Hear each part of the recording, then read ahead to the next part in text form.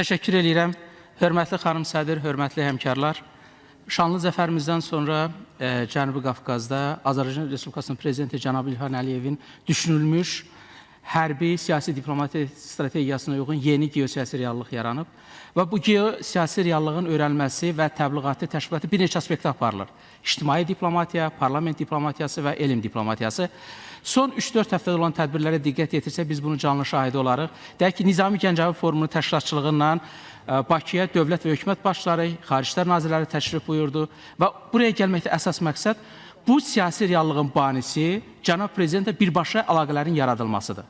Kontaktların qurulmasıdır, dövlətlərarası münasibətlərin inkişafında olunan tövsiyələrin alınmasıdır. Başqa bir istiqamət, deyək ki, elm diplomatiyası sayəsində ADA Universitetinin təşkil etdiyi siyasi forum idi və həmin siyasi forumda elm adamlarından o kontaktda olmaq. Çünki elmdə belə bir məsələ var. İlk mənbədən sitat vermək. İlk mənbə cənab prezidentdir, onun fikirləridir və biz gördük ki, 40-dan çox dövlətdən 80-ə yaxın elm adamı sual-cavab əsasında bu fikirləri öyrənir. Bunlar multiplikatordur, öz ölkələrinə qayıtdıqdan sonra müxtəlif deməli, məqalələrin, kitabların müəllifidir.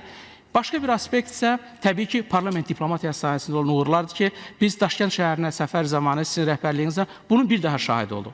Burada həm protokol baxımından Azərbaycan nümayəndə heyətinə verilən diqqət, bu qalib dövlətin adına olan bir ehtiramdır, hörmətdir və bununla həqiqətən fəxr eləmək lazımdır ki, qalib dövlətin nümayəndə heyəti, onun rəhbərliyi necə qarşılanır.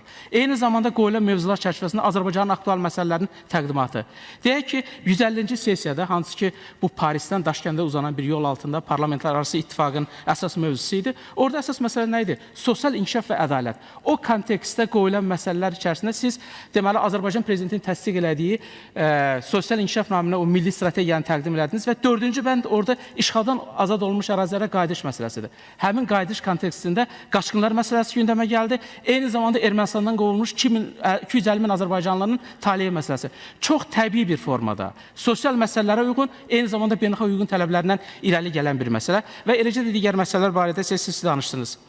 Mən eyni zamanda ictimai diplomat, elm diplomatiyası sahəsində olan tədbir çərçivəsində ADA-da cənab prezidentin səsləndirdiyi bir fikri burada bölüşmək istəyirəm yenidən. Bu, revanşistlər adı altında Ermənistandakı hazırki siyasi düşərgəyə verilən qiymətidir.